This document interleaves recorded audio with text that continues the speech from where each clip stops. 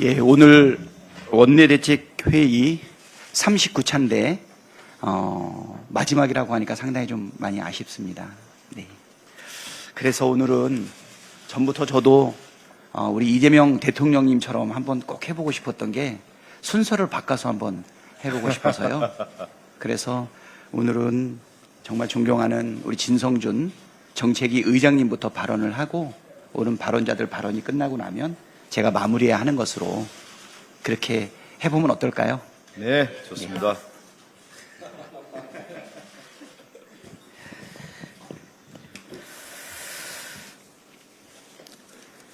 네.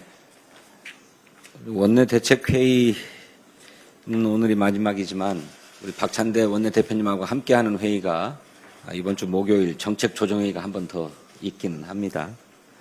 우리 원내대표단 여러분 지난 1년 동안 너무 수고 많으셨다는 말씀 드립니다.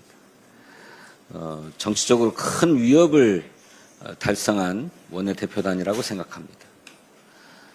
무도한 권력을 파면하고 또 새로운 대통령 선거를 치러서 승리로 이끌어낸 것은 우리 원내대표단이 22대 국회에서 앞장서 싸워주신 덕분이라고 생각합니다. 그 노고에 경의와 감사를 드립니다. 어제 이재명 대통령께서 속도감 있게 추경을 편성할 것을 정부에 지시했습니다. 환영합니다. 경기 회복과 소비 진작이 정말 절실한 우리 경제 상황에서 매우 시의적절합니다. 국제금융기관들이 예측하듯이 과감하고 신속한 추경 편성은 우리 경제 성장률 회복에 기여할 것입니다. 온 국민이 민생 회복을 체감하기 위해서는 규모 있는 추경 편성이 필요합니다. 올 초 2월에 우리 민주당은 최소한의 경기 방어를 위해서는 약 35조 원 규모의 추경이 필요하다고 보고 그 구체적인 추경 편성 방안을 제시한 바 있습니다. 그런 연유로 대선 직전에 약 14조 원 규모의 추경안이 마련되었지만 소비 진작과 민생 회복에는 턱없이 부족한 것이 사실입니다.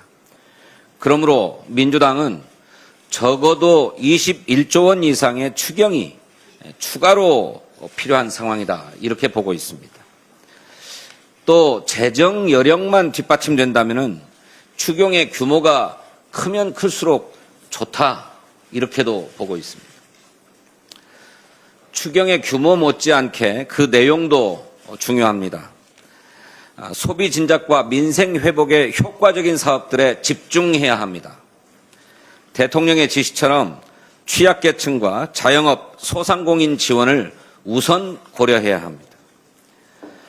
민주당은 4대 민생 회복 패키지를 제안한 바 있습니다.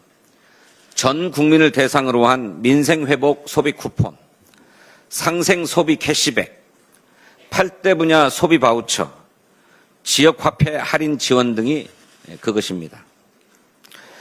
1차 추경 때 일부 사업이 제한적으로 반영되었습니다. 하지만 충분한 반영이 안 되었기 때문에 아쉬움이 컸는데 이번에는 정부가 적극적으로 검토해서 반영해 줄 것을 요청합니다. 내란 사태와 항공기 참사 등으로 어려움을 겪고 있는 소상공인에 대한 손실 보상도 적극 검토돼야 할 것입니다. 필요하다면 국회도 관련 법률 개정으로 뒷받침하겠습니다. 석유화학, 철강산업 등 산업 위기 지역을 지원할 예산도 꼭 포함돼야 합니다.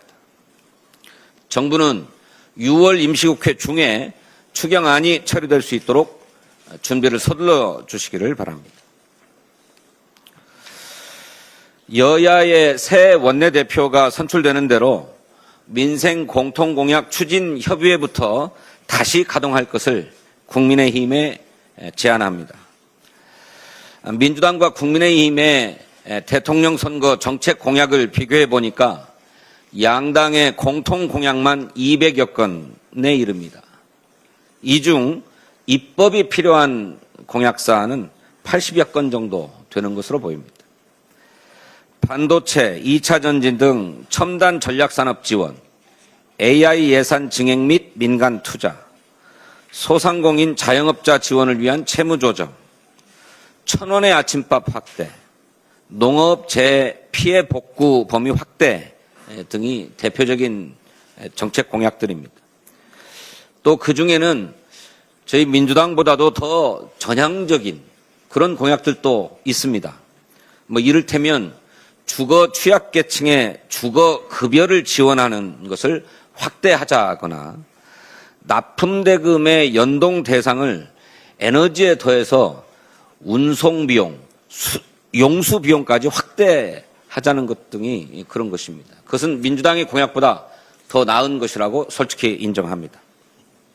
민주당은 이 같은 정책 공약들을 적극 검토해서 반영할 용의가 있습니다. 경제가 어렵다, 내수도 회복이 요원하다고 했던 김문수 후보의 말씀을 기억합니다. 정말 우리 민생 경제가 절박한 상황 아닙니까? 이견이 없는 민생 법안들부터 신속하게 처리하십시다. 민주당과 국민의힘은 지난해 10월에 양당 정책위 의장을 중심으로 총선 민생 공통공약 추진협의회를 출범시켰습니다. 그래서 AI법이라든지 예금자 보호법 등 민생 법안도 처리하면서 일정한 성과도 낸 바가 있습니다. 이처럼 여야가 바뀌었어도 국민을 위해서 실효적인 협의 테이블은 지속합시다. 국민의힘의 새롭게 대한민국과 민주당의 진짜 대한민국의 공통분모를 찾아봅시다.